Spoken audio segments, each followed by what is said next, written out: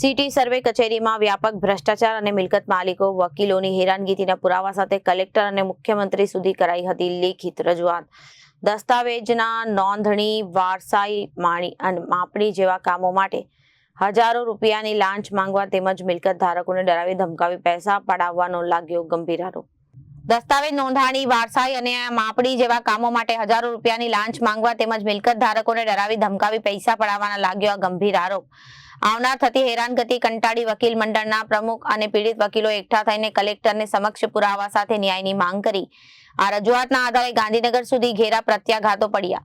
ઉચ્ચ સ્તરેથી city survey superintendent પાસે તાત્કાલિક ખુલાસો મંગાવવામાં આવ્યો અને સરકાર દ્વારા તપાસના અંતે મોટો નિર્ણય લેતા મેન્ટેનન્સ સર્વેયરો, ઓપરેટરો, રિશ્તેદારો, સુપ્રિન્ટેન્ડન્ટ સહિત તમામ મળીને કુલ 70 કર્મચારી અધિકારીઓની સાગ મેટે બદલી કરી દેવાઈ છે।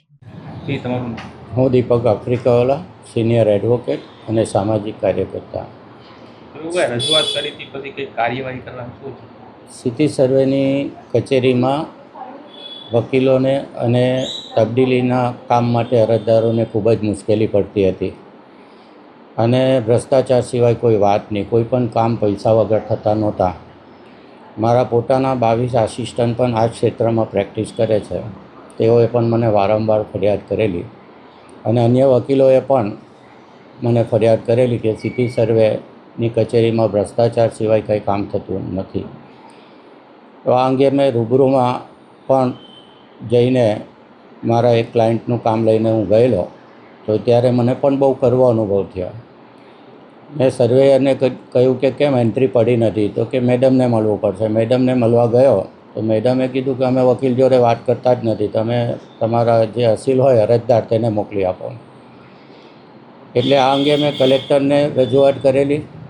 કલેક્ટરને રજૂઆત કર્યા પછી કંઈ કાર્યવાહી થઈ કે ન થઈ ખબર ન પડી, પરંતુ વારંવાર ફરિયાદો આવતી હોવાથી છેલ્લે મેં 24/12/25ના રોજ કલેક્ટરશ્રી, મુખ્યમંત્રીશ્રી અને મહેસૂલ મંત્રીશ્રીને રજૂઆત કરેલી અને પછી 28 તારીખે વકીલ મંડળ સાથે, વકીલ મંડળના તમામ પ્રતિનિધિઓ સાથે કલેક્ટરશ્રીને મળવા ગયેલા, ત્યારે આ મામલો ગાંધીનગર સુધી પહોંચ્યો અને તપાસની ધમધમાટ ચાલુ થયેલી।